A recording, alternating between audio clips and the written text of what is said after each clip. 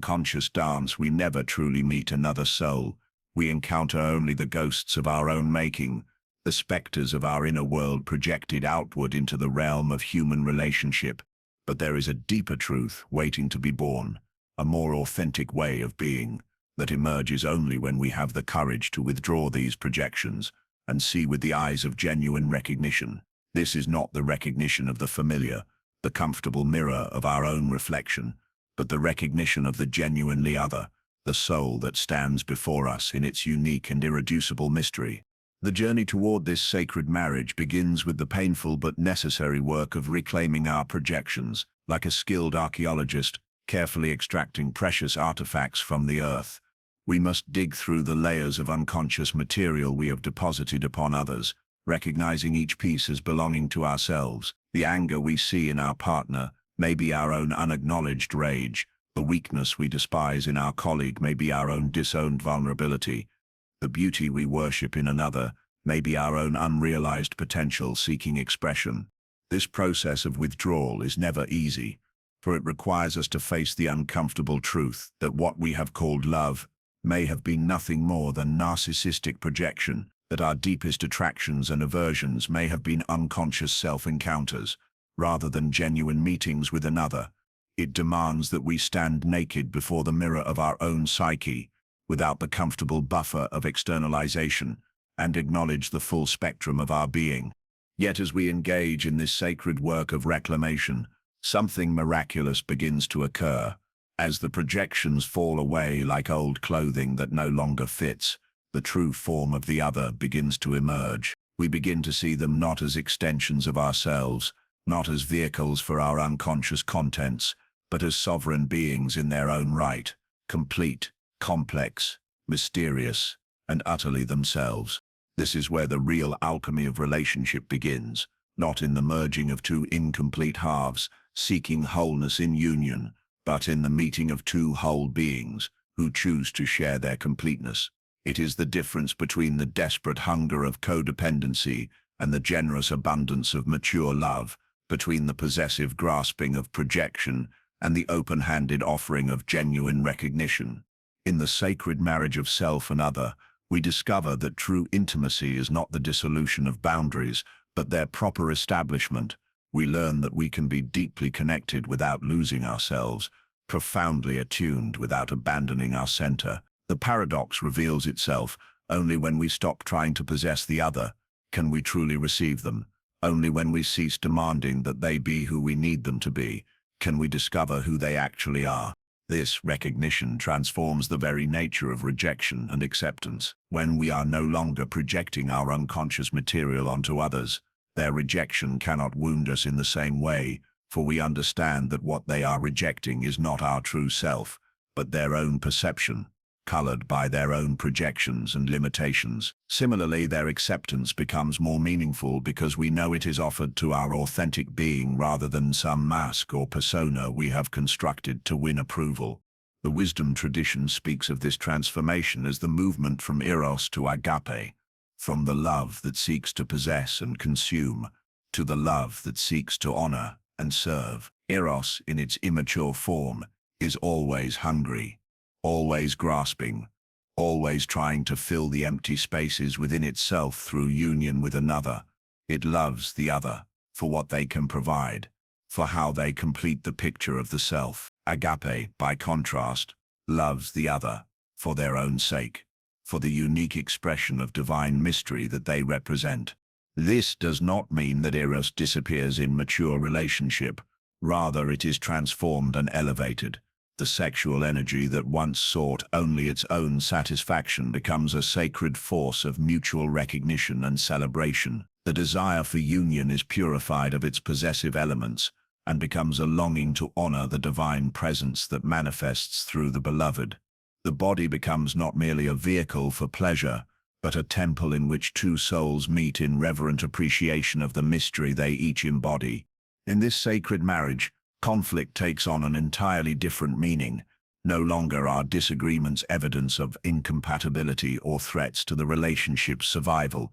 They become opportunities for deeper understanding and mutual growth. When two whole beings meet, Their differences are not obstacles to overcome, but gifts to be received. The other's perspective, even when it challenges our own, offers us the precious opportunity to expand our consciousness, to see the world through different eyes, to touch aspects of truth that our limited vantage point could never reveal. The art of this transformation lies in learning to hold paradox, to be simultaneously autonomous and interconnected, individual and united, separate and together. It requires the development of what Jung called the transcendent function, the psychic capacity that allows us to hold the tension between opposites without collapsing into either extreme. We learn to stand in our own truth while remaining open to the truth of the other, to maintain our center while dancing in the space between us. This sacred marriage is not limited to romantic relationships. It extends to all forms of human encounter. With friends, we move from the unconscious matching of personas to the conscious appreciation of authentic being. With colleagues, we shift from seeing them as obstacles or allies in our personal drama to recognizing them as fellow travelers on the journey of becoming. With strangers, we release the automatic categorizations and projections that reduce them to objects in our psychological landscape and begin to perceive them as unique expressions of the human mystery. The transformation is perhaps most profound in our relationship with those who trigger our strongest reactions, the people who seem to embody everything we reject in ourselves or the world. As we withdraw our shadow projections, we discover that these individuals often carry important medicine for our souls, reflecting back to us the very qualities we need to integrate for our own wholeness. The person whose anger disturbs us may be teaching us about our own disowned power. The individual whose vulnerability makes us uncomfortable may be showing us the strength that lies hidden in receptivity. In this process, the concept of the enemy dissolves. We come to understand that there are no true enemies, only unconscious allies who help us discover the hidden corners of our psyche. Even those who seem to oppose us serve the greater purpose of individuation by forcing us to clarify our values, strengthen our boundaries, and deepen our commitment to authentic being. The sacred marriage extends even to these challenging relationships, transforming opposition into opportunity and conflict into catalyst. The feminine principle plays a crucial role in this transformation. The anima, Jung's term for the feminine aspect of the masculine psyche, must be consciously related to, rather than projected onto external women. When a man begins to honor his inner feminine, his capacity for receptivity, intuition, emotional depth, and relational wisdom, he stops demanding that women carry these qualities for him. He can then meet the women in his life as whole beings, rather than as vessels for his unlived feminine nature. Similarly, when a woman reclaims her animus, her inner masculine capacity for focused action, clear thinking, and assertive expression, she stops projecting these qualities onto men and begins to embody them herself. She can then relate to men from her own wholeness, rather than from a position of unconscious dependency or compensation. This integration of the contrasexual elements within the psyche is essential for the sacred marriage with others. We cannot truly love another until we have learned to love the masculine and feminine principles within ourselves. We cannot receive the gift of the other's being until we have become comfortable with our own complexity and multiplicity.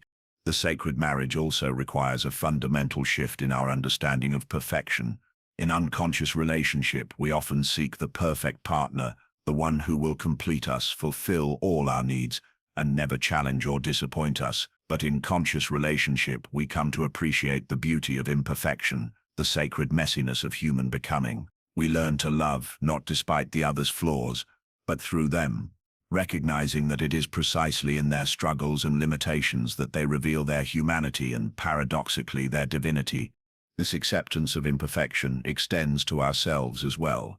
The sacred marriage with another becomes possible only when we have made peace with our own shadows, when we have learned to embrace the full spectrum of our being with compassion rather than judgment. We stop trying to present a perfect face to the world and begin to offer our authentic presence, complex, contradictory, and beautifully human. The wisdom of the sacred marriage teaches us that love is not a feeling but a practice. not a state but a choice that must be renewed moment by moment. It is the ongoing decision to see the other clearly, to honor their sovereignty while sharing our own, to remain present to the mystery they embody, even when that mystery challenges or confuses us. In this practice, we discover that rejection and acceptance are not opposites, but different faces of the same truth. To truly accept another, we must be willing to reject our projections about them. To genuinely love them, we must be prepared to disappoint the false images they may hold of us. The sacred marriage requires the courage to disappoint in service of authenticity, to risk rejection in pursuit of genuine connection. As we mature in this understanding, we begin to recognize the signs of unconscious relationship around us, the couples who seem to be in love but are actually relating to their own projections, the friendships built on mutual enablement rather than mutual growth, the families trapped in patterns of unconscious reactivity. We see these dynamics with compassion rather than judgment, remembering our own journey from projection to recognition. The sacred marriage is not a destination, but a continuous unfolding, a daily recommitment to seeing and being seen, to loving and being loved in truth, rather than in fantasy. It requires vigilance against the ego's constant tendency to reduce the other to a manageable concept, to fit them into the narrow categories of our understanding. It demands that we remain beginners in the art of relationship, always ready to be surprised by the depth and complexity of the souls we encounter. In this ongoing practice, we discover that the sacred marriage with another is inseparable from the sacred marriage within ourselves, the union of conscious and unconscious, masculine and feminine, light and shadow that constitutes the goal of individuation. As we learn to love all aspects of ourselves with equal devotion, we become capable of extending that same unconditional acceptance to others. The fruit of this inner work is a quality of presence that transforms every encounter. We begin to carry within ourselves a kind of sanctuary, a sacred space where others can be themselves without fear of judgment or manipulation. Our very being becomes an invitation for others to drop their masks and meet us in the realm of authentic truth. This transformation ripples outward, touching not only our intimate relationships but our entire approach to human community. We begin to see society itself as a web of relationships that could be transformed through the principles of the sacred marriage: mutual recognition rather than projection, authentic encounter rather than unconscious reactivity, the honoring of difference rather than the demand for conformity.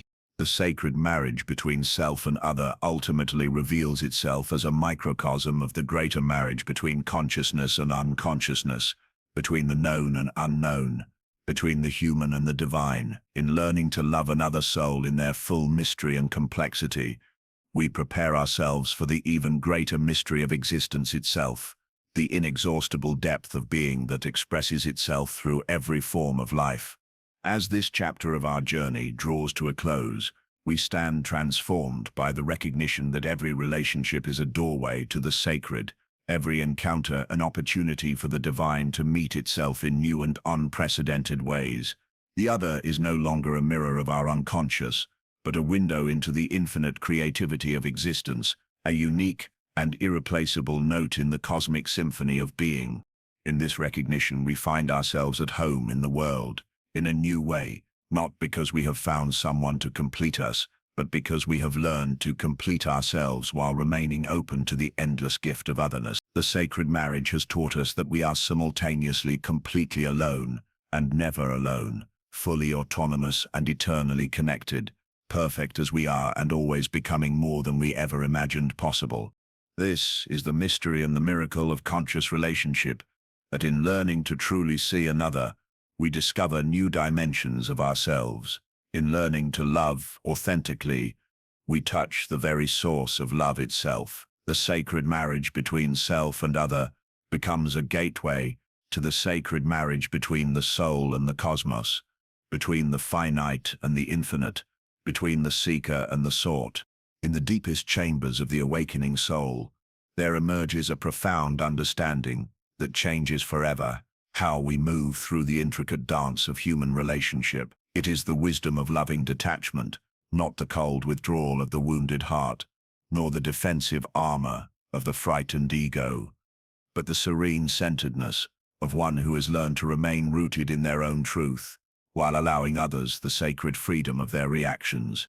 This wisdom does not come easily or quickly. It is forged in the crucible of countless encounters with projection and rejection, seasoned by the tears of misunderstanding and tempered by the fire of authentic self-discovery. Like the Buddha seated beneath the Bodhi tree, unmoved by Mara's temptations and torments, we learn to observe the endless dance of human projection with the compassionate eyes of one who has seen through the illusion to the truth that lies beneath. The journey to this understanding begins with a recognition that penetrates to the very core of our relational experience, that others' responses to us often have little to do with who we actually are and everything to do with the landscape of their inner world. This is not a cynical observation born of bitterness, but a liberating truth that sets us free from the exhausting prison of taking everything personally. When we truly grasp this fundamental principle, something shifts in the very ground of our being. We begin to see that the person who rejects us is often rejecting their own projected material, their own disowned shadow, their own unlived potential that they have unconsciously placed upon us. The individual who cannot tolerate our presence may be struggling with the aspects of themselves that we somehow mirror or activate. Their reaction is their reaction, a window into their psyche, rather than a judgment upon our worth. This understanding does not make us callous or indifferent to others' responses. Rather, it allows us to respond from a place of genuine compassion, rather than reactive defensiveness. When someone lashes out at us, we can ask ourselves what wound in them is speaking, what fear has been triggered, what projection has been activated. This shift from personalizing to understanding marks the beginning of true psychological maturity.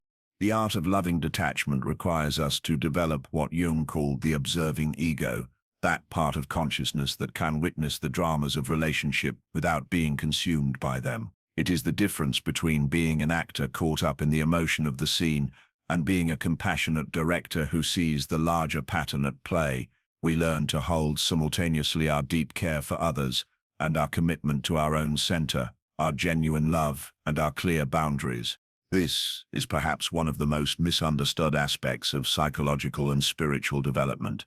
Detachment is often confused with disconnection, boundaries with walls, centeredness with selfishness, but true detachment in the wisdom tradition is always loving detachment, a quality of presence that allows us to be fully engaged while remaining internally free, completely available while maintaining our authentic truth. The practice begins with small moments of recognition. In the midst of someone's anger, we notice the space between their words and our reaction. In the face of criticism, we find the breath that allows us to consider whether there is truth in what is being said without immediately defending or attacking. In moments of praise, we remain grounded in our own self-assessment rather than inflating with external validation. These small practices gradually build what we might call emotional sobriety, a quality of presence that is neither reactive nor withdrawn, but supremely present and awake. We begin to notice the patterns of our own reactivity, the buttons that others can push, the triggers that send us spiraling into old patterns of response. And in this noticing, we find the freedom to choose a different response. The wisdom tradition teaches us that between stimulus and response lies our freedom. In that sacred space, sometimes no larger than a breath, sometimes as vast as the sky, we discover our power to choose how we will meet whatever arises. This is not the power to control others or outcomes, but the power to remain true to ourselves regardless of external circumstances. As we develop this capacity, we begin to recognize that our centeredness itself becomes a gift to others. When we are not reactive, we create space for others to be authentic. When we do not take their projections personally, we invite them to reclaim their own disowned material. When we respond from our truth rather than from our wounds, we model a different way of being in relationship. This does not mean we become passive or permissive. Loving detachment includes the wisdom to establish clear boundaries, to say no when necessary, to protect our energy and attention from those who would drain or manipulate them. But these boundaries arise from clarity rather than reactivity, from love rather than fear, from wisdom rather than woundedness. The detached heart knows when to engage and when to withdraw, when to speak and when to remain silent, when to offer support and when to allow others the dignity of their own struggle. It is a heart that has learned the difference between helping and enabling, between compassion and codependency, between love and attachment. In the Buddhist understanding, attachment is the root of suffering. But attachment, in this context, does not mean love or care. It means the desperate need for things to be different from what they are, the compulsive grasping that tries to control outcomes and manipulate others to meet our needs. Loving detachment is love without attachment, care without control, engagement without enmeshment. We begin to understand that our attempts to change others, to make them see our point of view, to force them to treat us differently, are often forms of violence, subtle perhaps, but violence nonetheless. They arise from our inability to accept what is, our refusal to honor others' autonomy, our secret belief that we know better than they do what they need. The wisdom of loving detachment teaches us to release others to their own path, their own choices, their own consequences. We learn to love them enough to let them be wrong, to let them struggle, to let them learn through their own experience rather than through our instruction. This is perhaps the hardest lesson of all, to watch those we care about make choices we believe will cause them pain, and to remain centered in our own truth without becoming controlling or manipulative. This does not mean we become indifferent to others' pain or that we never offer guidance or support, but our helping comes from a different place, from overflow rather than emptiness, from wisdom rather than neediness, from genuine service rather than unconscious attempts to manage our own anxiety about others' choices.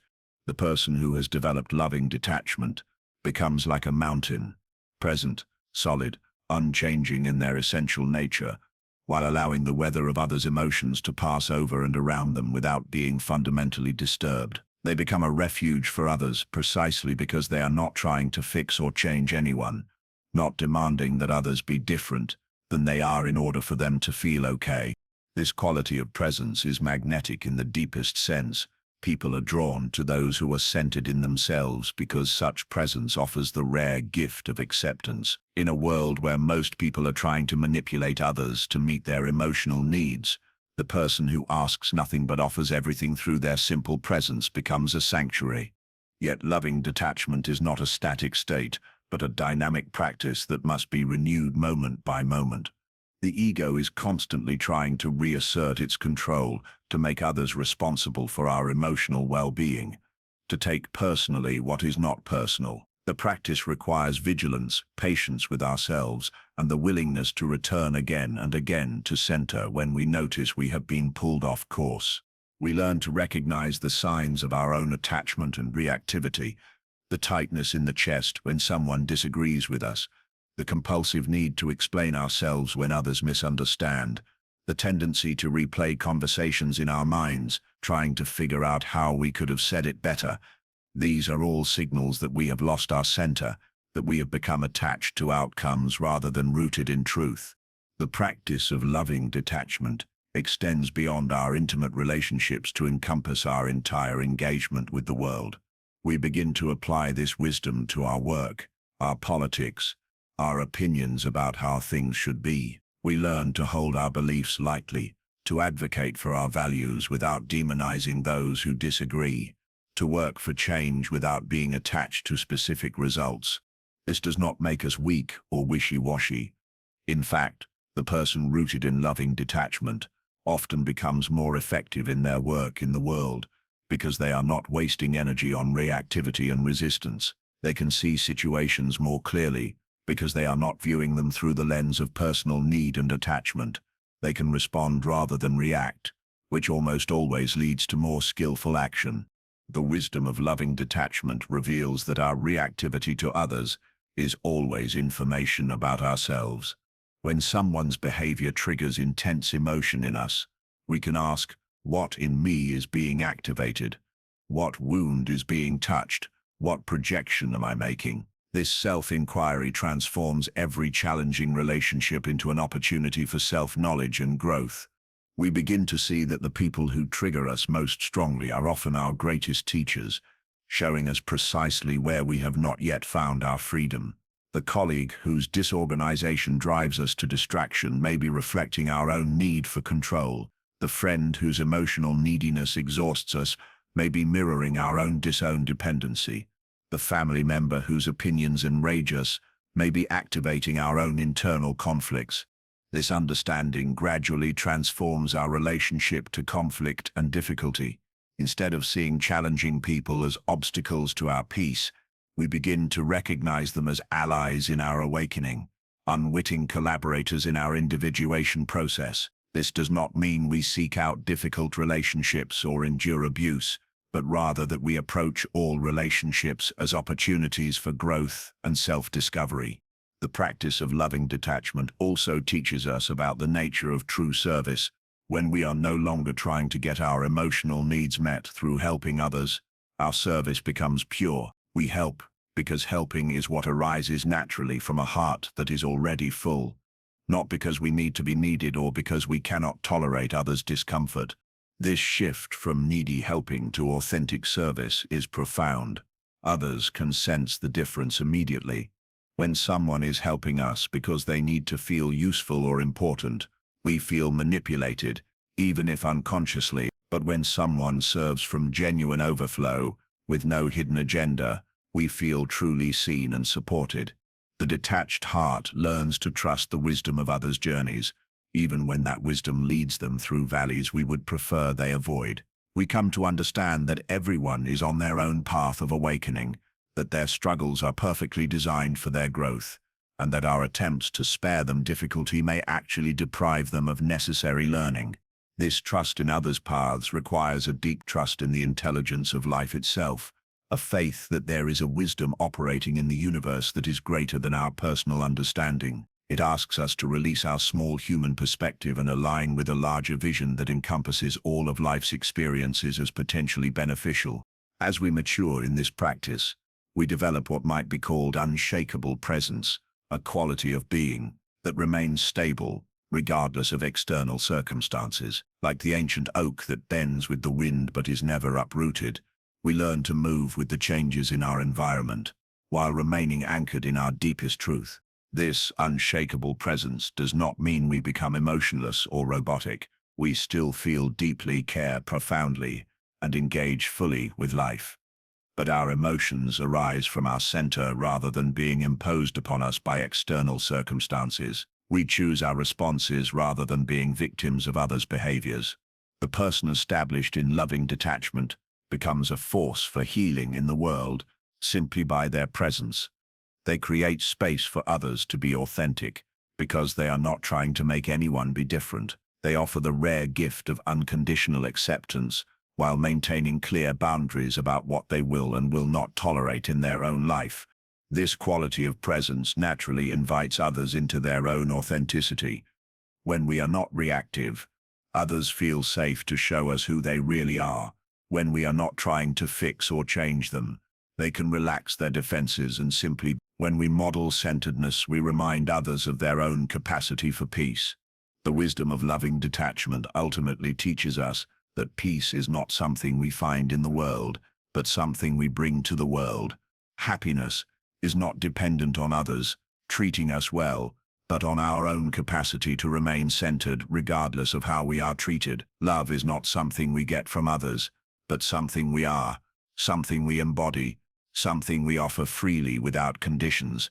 In this understanding we find true freedom, not the freedom to control others or outcomes, but the freedom to be ourselves completely, to respond rather than react, to love without attachment, to serve without neediness. This is the freedom that the Buddha discovered under the Bodhi tree, the liberation that comes not from changing the world but from changing our relationship to the world.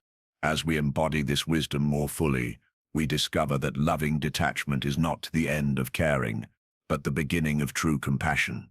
When we are no longer driven by our own needs and reactions, We can see others clearly and respond to what they actually need rather than what we think they need. We become instruments of a love that is larger than personal preference, vehicles for a wisdom that transcends individual perspective. The path of loving detachment transforms us from victims of circumstance into conscious participants in life's unfolding mystery. We learn to dance with whatever rises, to find our freedom not in controlling the dance, but in dancing with complete presence and authenticity. This is the wisdom that turns every encounter into a sacred meeting, every challenge into an opportunity, every relationship into a doorway to deeper understanding. In the end, loving detachment reveals itself as the highest form of love, love that seeks nothing for itself, love that honors the autonomy and dignity of others, love that serves the highest good of all beings. It is the love that flows from the source itself, unobstructed by personal need or attachment, pure as mountain spring water and vast as the sky that embraces all things without preference or condition. In the great tapestry of human consciousness, certain souls are woven with threads of a particular luminosity, threads that catch and reflect the light of others' unconscious material with startling clarity. These are the mirror beings, the natural reflectors, those who serve as living screens upon which others project their deepest shadows, their unlived potentials, their forgotten dreams and their disowned aspects of self. To carry this gift is to bear both burden and blessing, to serve as an essential function in the collective journey toward wholeness, while walking a path that few understand. The mirror soul does not choose this role through conscious decision, but discovers it through the recurring pattern of their relationships, the way others seem to see in them what they most need to confront in themselves, the intensity of reactions they provoke simply by existing authentically, the strange magnetism that draws both deep love and profound hatred without the mirror understanding why. They become lightning rods for projection, unwitting servants of the individuation process, catalysts for others' psychological transformation. This recognition often comes with great confusion and pain. The mirror being may spend years wondering why they attract such intense reactions, why their mere presence seems to trigger others, why they are so often misunderstood or blamed for emotions and dynamics they did not consciously create. They may develop a sense of being fundamentally flawed, cursed with some invisible quality that makes normal relationships impossible. But as consciousness dawns, as the veil of unconscious participation begins to lift, a different understanding emerges. The mirror being begins to recognize that their apparent curse is actually a profound gift, not only to themselves but to the collective healing of human consciousness. They are serving, whether they know it or not, as instruments of awakening, as living invitations for others to encounter and integrate their shadow material. The gift of mirroring operates through what Jung called the constellation of complexes, the way certain individuals have the capacity to activate in others precisely those psychological contents that most need conscious attention. The mirror person naturally embodies or expresses qualities that others have split off from themselves, and their very presence creates the conditions for these disowned aspects to emerge into awareness. Consider the woman whose natural vulnerability and emotional openness triggers rage in those who have armored themselves against feeling. She becomes a mirror for their disowned sensitivity, their buried grief, their defended hearts. Her tears may provoke their contempt because they cannot bear to acknowledge their own need to cry. Her openness becomes unbearable to them because it reflects the walls they have built around their own hearts. Or the man whose quiet confidence and self-containment awakens envy and resentment in those who have abandoned their own center in favor of external validation. His refusal to seek approval mirrors their own unlived self-respect. His centeredness reflects their own scattered energy. His peace reveals their inner chaos. They may attack him for arrogance or aloofness, but what they are really confronting is their own disowned capacity for self-love. The mirror being learns, often through great suffering, that they are not responsible for others' projections, but they may choose to serve consciously in this role once they understand its profound purpose. This shift from unconscious participation to conscious service marks a crucial turning point in their journey. They begin to see their challenging relational patterns not as evidence of their own inadequacy, but as indicators of their unique gift to the world. This understanding requires tremendous courage and self-compassion. The mirror being must develop the capacity to remain centered in their truth, while being bombarded with others' unconscious material. They must learn to distinguish between authentic feedback about their behavior and projective material that belongs to the other. They must cultivate the wisdom to know when to engage with others' reactions and when to simply hold space for the projection without taking it on. The development of clear boundaries becomes essential for the mirror being's survival and effectiveness. They must learn to say, "I am willing to serve as a mirror for your unconscious material, but I will not become a scapegoat for your disowned shadow. I will hold space for your projection, but I will not carry your emotions for you. I will reflect back what you need to see, but I will not sacrifice my own truth to make you comfortable." This boundary setting is not selfish, but necessary, for the mirror being who loses themselves in others' projections serves no one well. They become a muddy mirror, unable to provide the clear reflection that others need for their growth. Their gift is diminished when they become reactive, defensive, or identified with the projective material directed toward them. The conscious mirror learns to hold what might be called compassionate neutrality, a quality of presence that is deeply caring but not personally invested in others' reactions. They develop the capacity to remain loving while being hated, centered while being attacked, clear while being confused with projective material. This is perhaps one of the most challenging spiritual practices, requiring the integration of tremendous wisdom and strength. In this role, the mirror being often experiences a particular form of loneliness, the isolation that comes from being misunderstood, from having one's true nature obscured by others' projections, from serving a function that few recognize or appreciate. They may long for relationships in which they are seen clearly rather than through the lens of projection, connections in which they can simply be themselves without triggering others' unconscious material. Yet, as they mature in their understanding and acceptance of this role, a different kind of fulfillment emerges. They begin to see the sacred nature of their service, the profound gift they offer to human consciousness through their willingness to serve as a catalyst for others' awakening. They recognize that their challenging relationships are not evidence of their failure but testimony to their courage in serving the greater good. The mirror being learns that their very existence serves the collective individuation process. By naturally embodying qualities that others have disowned, they create opportunities for integration. By provoking others' shadow material, they invite healing. By remaining authentic in the face of projection, they model the possibility of living from one's truth rather than from others' expectations.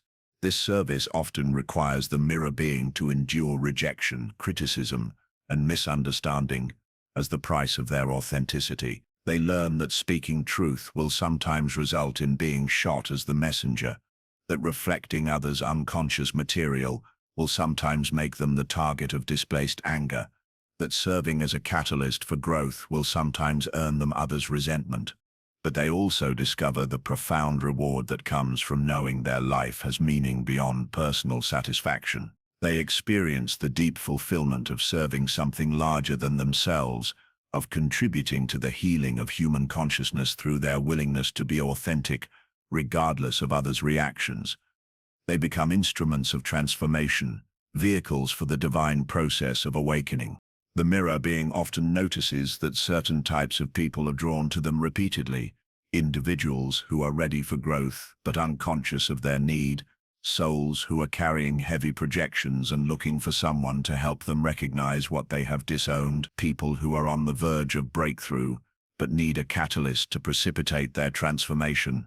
These encounters follow predictable patterns: initial attraction or fascination, as the other person recognizes something in the mirror, being that they long for or need; then projection, as they begin to attribute to the mirror being qualities that actually belong to themselves; then resistance and often rejection, as their ego defends against the integration that the mirror being's presence invites; and finally, if they are ready, recognition and integration of their projected material.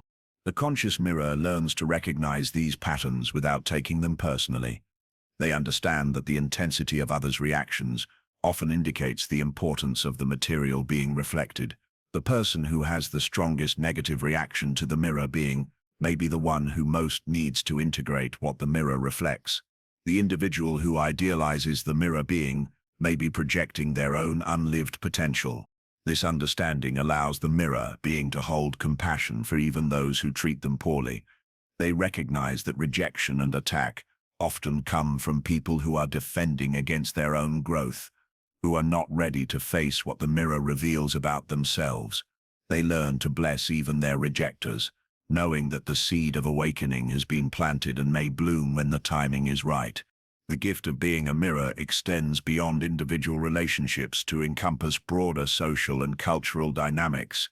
The mirror being may find themselves naturally reflecting societal shadows, embodying qualities that the collective has disowned or expressing truths that the culture prefers to ignore. They may become scapegoats for collective projections, carrying the shadow of their families, communities, or nations. In this role, they serve as lightning rods for social transformation, drawing to themselves the projections that need to be recognized and integrated for collective healing. They may be marginalized, criticized, or ostracized for reflecting back to society aspects of itself that it is not ready to acknowledge. Yet, their service to the collective individuation process is immeasurable. The mirror being learns that their effectiveness is not measured by how well they are received, but by how clearly they reflect. Their success is not determined by others' approval, but by their own integrity. They develop what might be called sacred indifference to outcomes, a quality of care that is not attached to results, service that expects no reward, love that asks for no return. This does not mean they become callous or uncaring. Rather, they learn to distinguish between personal satisfaction and meaningful service. They may never be thanked for the role they play, never acknowledged for the growth they catalyze, never appreciated for the shadows they help others integrate, but they find their fulfillment in the knowledge that their very existence serves the evolution of consciousness. The mirror being also learns the importance of self-care and spiritual practice in maintaining their clarity and effectiveness. Serving as a mirror for others' unconscious material is energetically demanding and emotionally challenging. They must develop practices that cleanse them of absorbed projections, restore their clarity, and reconnect them with their own center.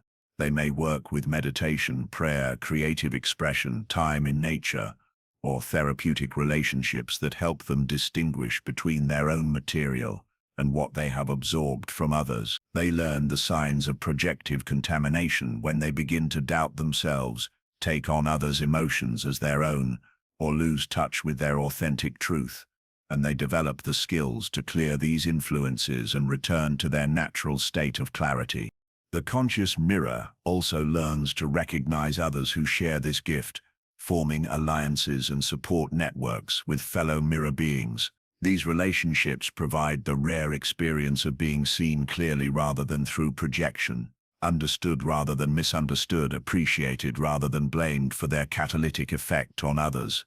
In these connections with other mirrors, they discover the profound healing that comes from being in relationship with someone who does not need them to be different, who appreciates their gift rather than resenting it, who understands the challenges and rewards of serving in this role. These relationships become sanctuaries where they can rest from the constant bombardment of others' projections and remember their true nature. As the mirror being matures in their understanding and acceptance of their role, they may begin to teach others about the nature of projection and the importance of reclaiming disowned aspects of self.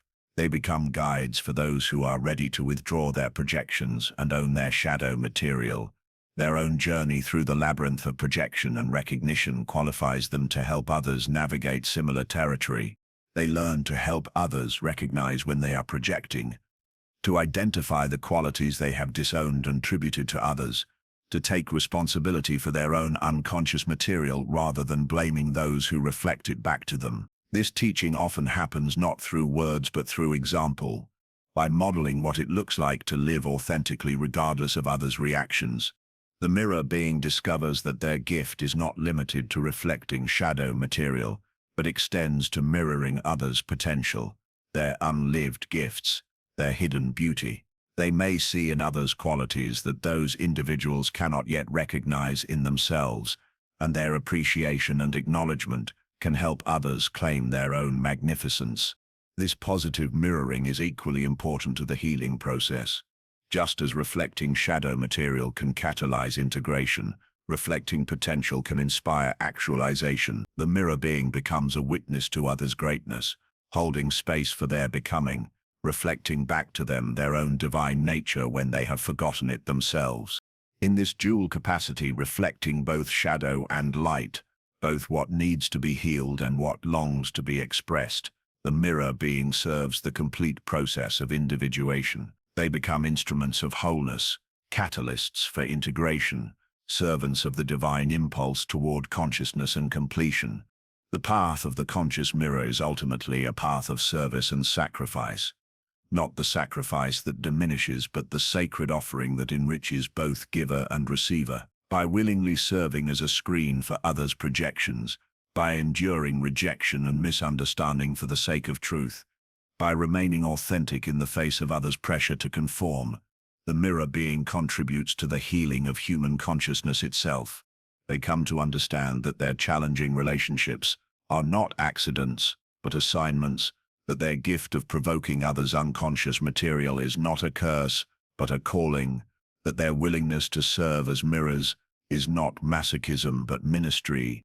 They recognize themselves as healers of a particular kind, not those who fix or cure, but those who reveal and reflect, not those who rescue, but those who illuminate the path to self-recognition. In accepting and embracing this role with grace, the mirror being transforms from victim to servant, from problem to solution, from burden to blessing. They discover that their greatest wound becomes their greatest gift, that their deepest challenge becomes their highest service, that their most difficult relationships become their most meaningful contributions to the world. This is the sacred paradox of the mirror being, that in accepting rejection, they offer acceptance. In enduring projection, they invite integration. In being misunderstood, they facilitate understanding. Their very existence becomes a blessing to human consciousness, a gift to the collective journey toward wholeness, a mirror in which we all might see not only what we have disowned, but what we might become when we have the courage to claim the fullness of our being. And so we arrive at the final movement of this great psychological symphony, the moment when all the scattered notes resolve into harmony, when all the fragmented pieces of the soul's journey find their place in the greater whole. This is the return to wholeness, not as an ending, but as a beginning, not as a destination reached, but as a home remembered, not as perfection achieved, but as completeness embraced. Here, in this sacred space of integration, we discover the profound truth that has been whispering through every chapter of our journey, that all rejection ultimately leads to self-acceptance, all projection to self-recognition, all wandering through the labyrinth of human relationship to a homecoming that was all waiting within our own hearts. The individuated soul stands at last at the center of their being, no longer dependent on others' approval for their sense of worth, no longer diminished by others' rejection of their truth. This return to wholeness is not the perfection of the ego, that brittle, defended structure that demands constant validation from the external world. Rather, it is the acceptance of the totality of being, the embrace of all that we are and all that we have been, the recognition that every experience of rejection and projection has been a thread in the tapestry of our becoming. The individuated person has learned to love themselves not despite their shadows but through them, not in spite of their struggles but because of the wisdom those struggles have birthed. The journey has been long and often painful. We have walked through valleys of misunderstanding, climbed mountains of self-discovery, crossed deserts of isolation, and navigated storms of projection and reaction. We have been rejected for our truth and accepted for our masks, praised for our personas and punished for our authenticity. We have served as mirrors for others' unconscious material and learned the art of loving detachment. We have encountered the sacred marriage of self and other and discovered the profound gift of being a catalyst for others' awakening. And through it all, through every twist and turn of the relational labyrinth, we have been coming home to ourselves.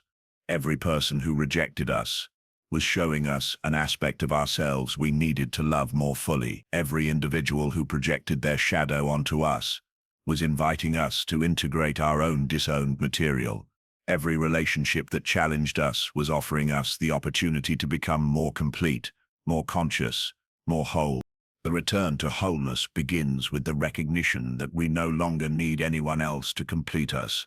This is not the bitter independence of the wounded heart, but the mature autonomy of the integrated soul. We have learned that another person cannot fill the empty spaces within us, cannot heal our childhood wounds, cannot give us the love we have not yet learned to give ourselves. We have discovered that the love we seek from others must first be cultivated within our own hearts. This realization is both liberating and terrifying. It frees us from the endless cycle of seeking validation from others, but it also places the full responsibility for our happiness and fulfillment squarely in our own hands. We can no longer blame others for our emotional state, can no longer make them responsible for our self-worth, can no longer use their approval or disapproval as the measure of our value. The individuated person has learned to be their own beloved, their own best friend, their own most compassionate witness. They have developed an internal relationship so rich and nourishing that external relationships become expressions of abundance rather than attempts to fill deficiency. They love others, not because they need them, but because love is their natural state, not because others complete them, but because they enjoy sharing their completeness. This inner marriage, the sacred union of all aspects of the self, is the foundation of all authentic external relationships. When we are whole within ourselves, we can meet others from wholeness rather than neediness, from overflow rather than emptiness, from love rather than lack. We no longer project our unconscious material onto others because we have made peace with all aspects of ourselves. We no longer take their projections personally because we know who we are independent of their perceptions. The return to wholeness reveals that every relationship has been a meeting with aspects of our own psyche. The people who triggered our deepest reactions were reflecting back to us the very qualities we needed to integrate. The individuals we idealized were carrying projections of our own unlived potential. The ones we rejected were embodying aspects of ourselves we had disowned. The entire cast of characters in our relational drama was composed of different facets of our own being, appearing in external form to teach us about ourselves. This understanding transforms our entire approach to relationship. We begin to see every encounter as a sacred meeting, every person as a teacher, every interaction as an opportunity for greater self-knowledge. We approach others with curiosity rather than judgment, wondering what aspect of ourselves they might represent, what gift they might bring to our ongoing process of individuation. The wholeness we return to is not static, but dynamic, not a fixed state, but a living process. It is the wholeness that includes brokenness, the completeness that embraces incompleteness, the perfection that encompasses imperfection. We have learned that being whole does not mean being without wounds, but being conscious of our wounds and no longer letting them unconsciously drive our behavior. The individuated soul carries their scars as badges of honor, testimony to their willingness to engage fully with life, rather than protecting themselves in the fortress of invulnerability. They have learned that their wounds can become doorways to compassion. Their struggles can become sources of strength. Their darkness can become the fertile soil from which their light grows. In this return to wholeness, we discover that we have become like the ancient trees that grow in the forest, rooted deeply in our own truth, reaching toward the light of consciousness, providing shelter and nourishment for others while remaining grounded in our own being. We are no longer blown about by the winds of others' opinions, no longer dependent on external weather for our sense of stability. The individuated person has developed what Jung called the transcendent function, the capacity to hold opposing forces in creative tension without being torn apart by them. They can be simultaneously strong and vulnerable, independent and connected, confident and humble, certain and questioning. They have learned to dance with paradox rather than being paralyzed by it, to embrace contradiction as a sign of depth rather than confusion. This integration of opposites is the hallmark of psychological maturity. The individuated soul no longer needs to be one thing or another, but can be a multiplicity held in unity, a symphony of different notes that together create a unique and beautiful song. They have learned that wholeness includes their shadow as well as their light, their weakness as well as their strength, their questions as well as their answers. The return to wholeness also brings with it a profound sense of purpose and meaning. The individuated person understands that their journey through rejection and projection, their struggles with relationship and identity, their work of integration and self-acceptance, all of this has been in service of something larger than their personal happiness. They have become instruments of consciousness, contributors to the collective evolution of human awareness.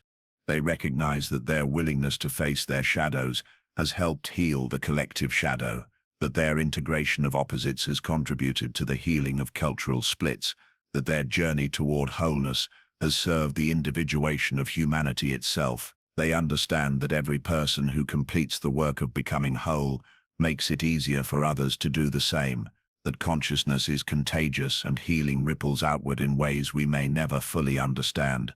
This sense of service transforms the entire meaning of their difficult relationships and challenging experiences. What once seemed like meaningless suffering now reveals itself as meaningful sacrifice. Not the masochistic sacrifice that diminishes the self, but the sacred offering that enriches the whole. Their willingness to endure rejection for the sake of authenticity has served truth itself. Their commitment to remaining conscious in the face of projection has served the evolution of consciousness. The wholeness we return to includes a profound acceptance of the mystery of existence.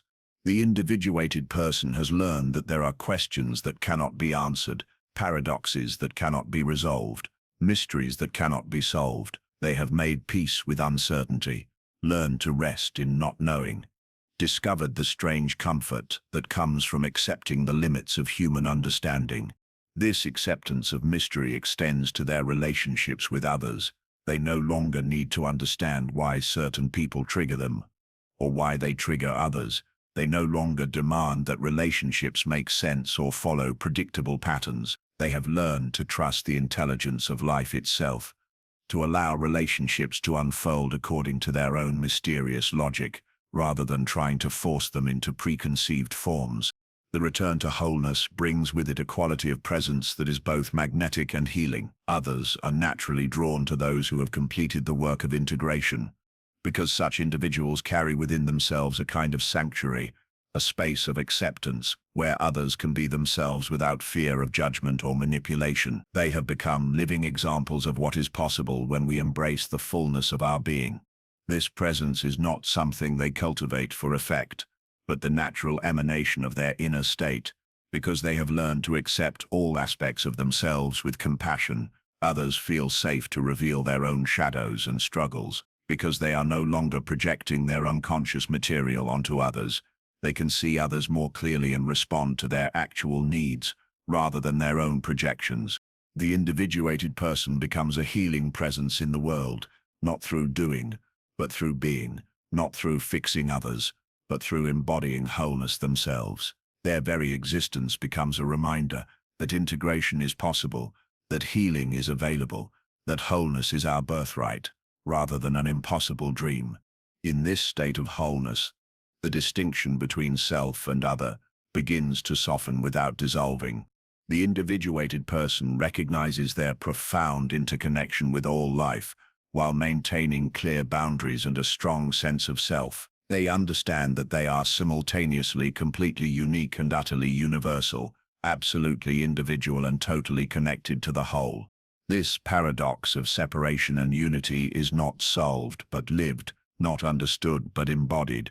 They discover that the more fully they become themselves, the more they recognize themselves in others, the more completely they individuate, the more they contribute to the collective wholeness. The more they return to their own center, the more they become available for authentic relationship. The return to wholeness also brings with it a profound gratitude for the entire journey, including its most difficult passages. The individuated soul looks back on their experiences of rejection, and sees them as invitations to self-acceptance. They review their encounters with projection and recognize them as opportunities for self-recognition. They remember their struggles with relationship and appreciate them as catalysts for growth.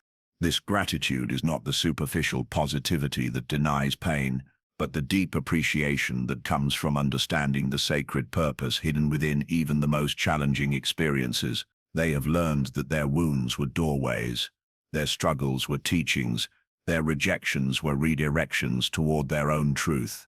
The wholeness we return to is not an end, but a beginning.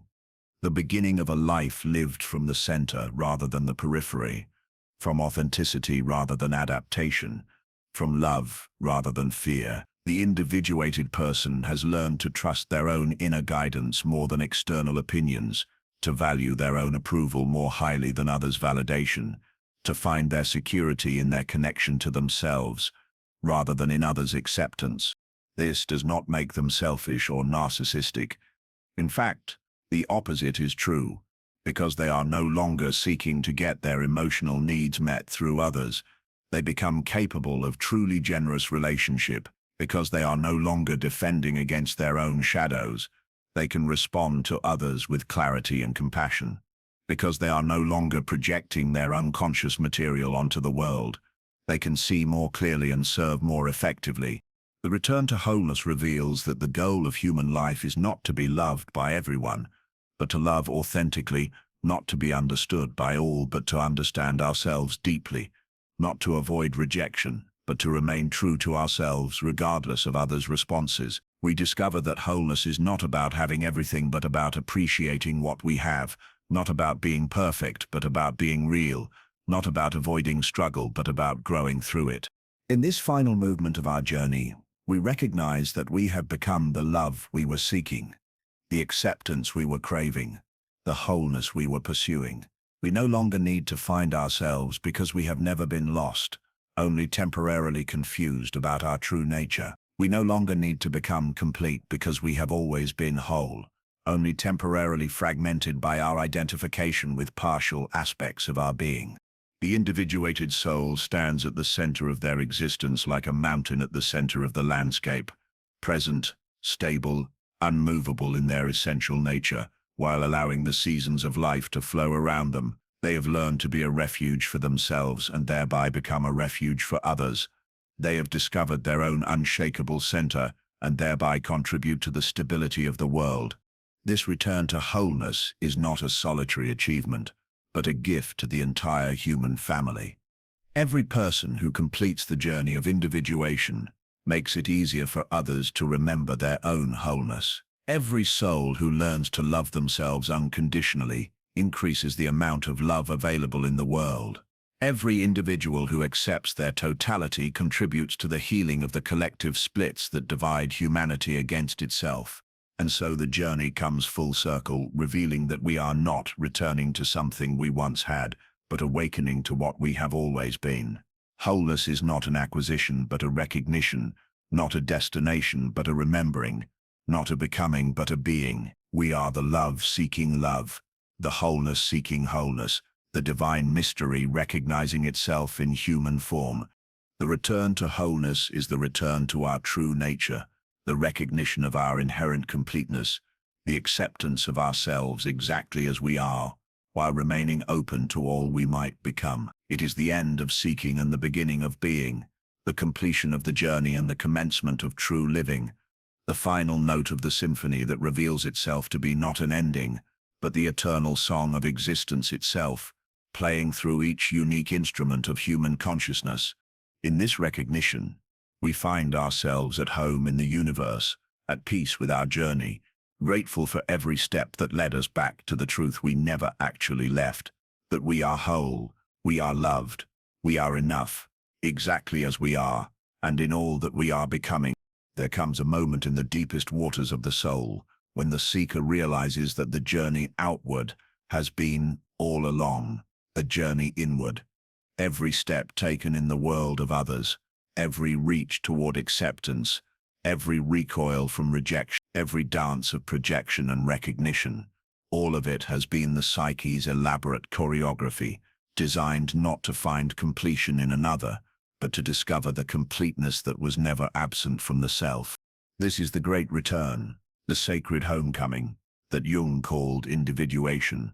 Not a destination reached through linear progression, but a recognition dawning like light through the cathedral windows of consciousness. The seeker stands now at the center of their own being, no longer a wanderer in the territories of others' approval, no longer an exile from their own wholeness.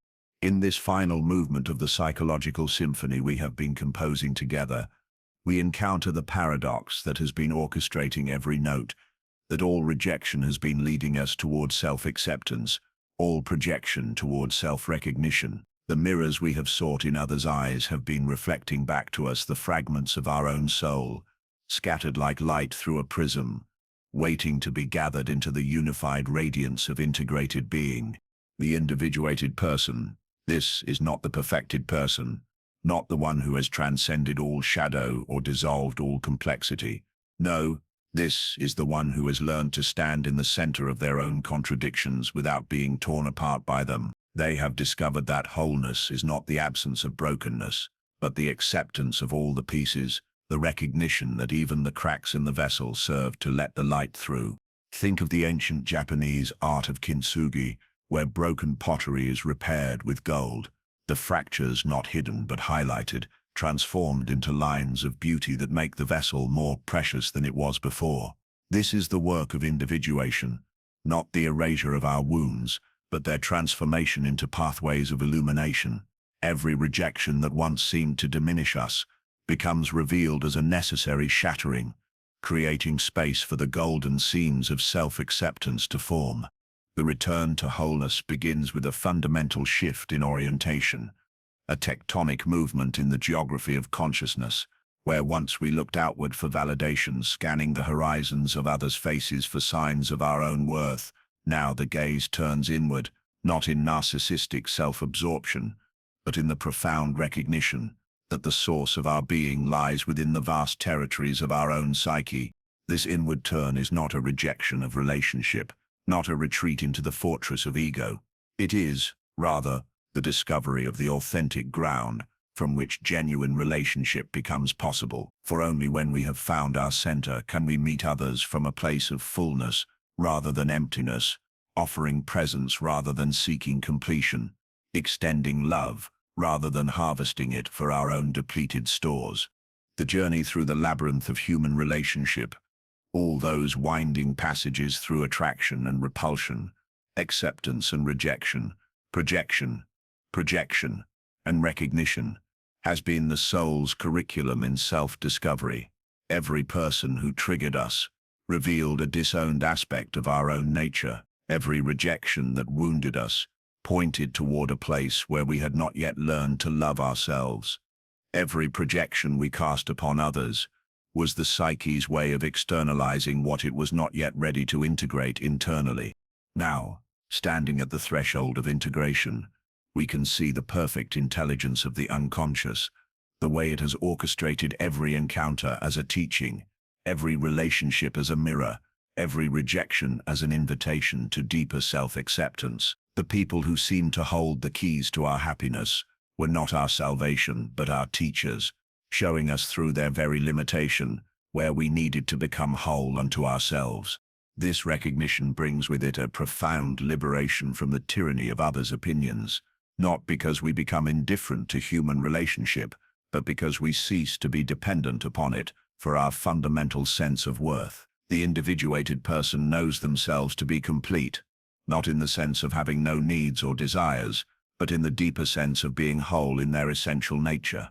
From this place of inner wholeness, relationships transform from desperate grasping toward graceful exchange.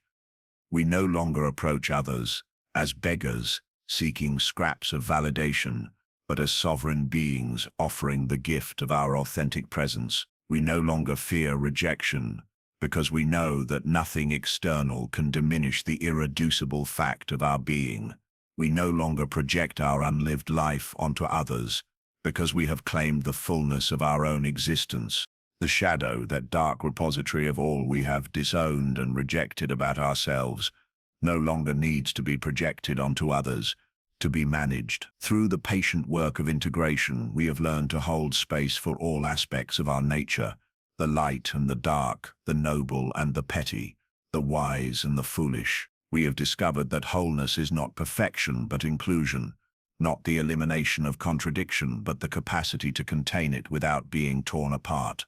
This is the great work of psychological maturation, learning to love ourselves not in spite of our complexity but because of it, not by denying our shadows but by integrating them consciously. The individuated person has made friends with their own darkness, not by indulging it unconsciously but by acknowledging it with compassion, allowing it to be transformed through the alchemy of conscious awareness.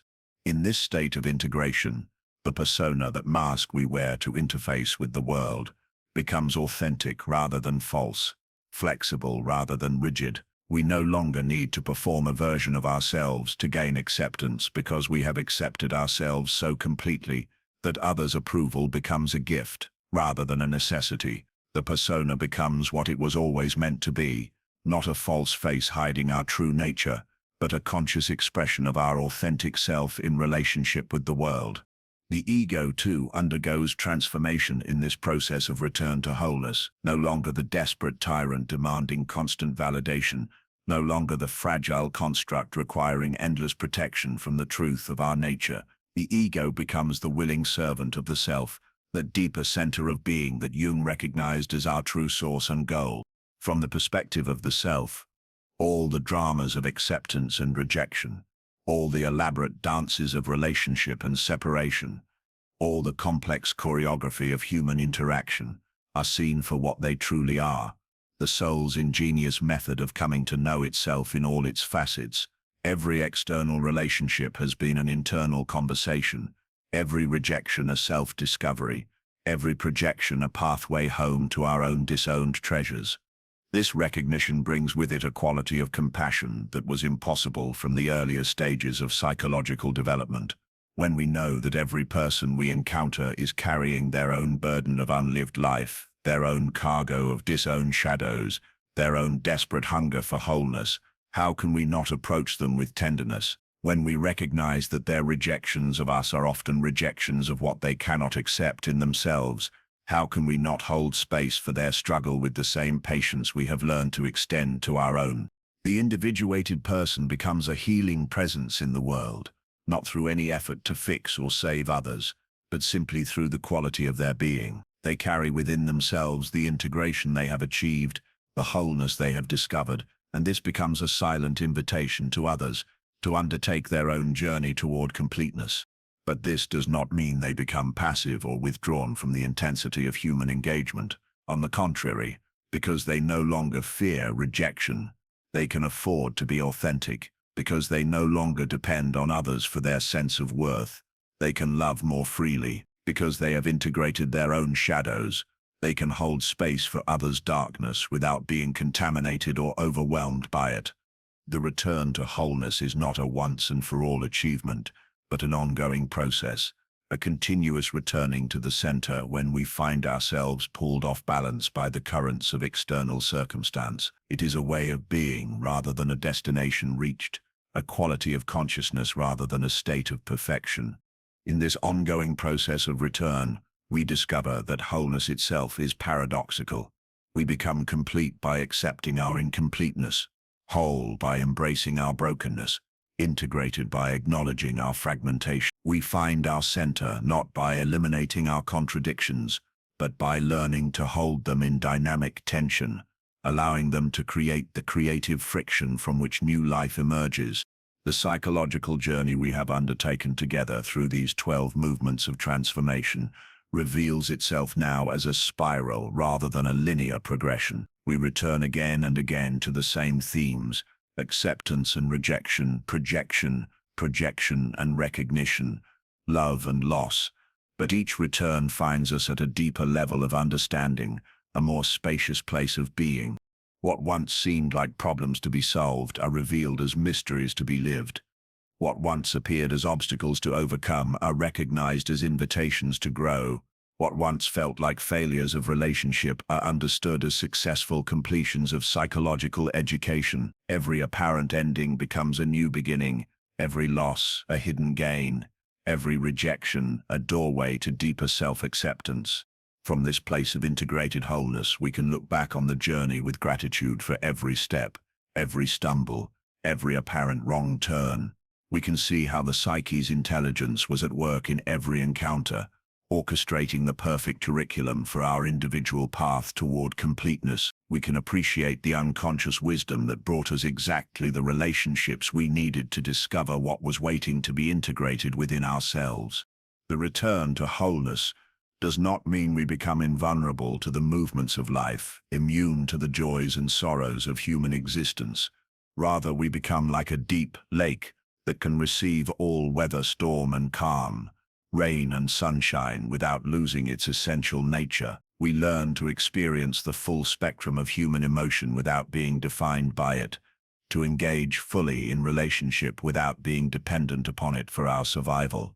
This is the great gift of individuation, not the transcendence of the human condition, but the full embrace of it.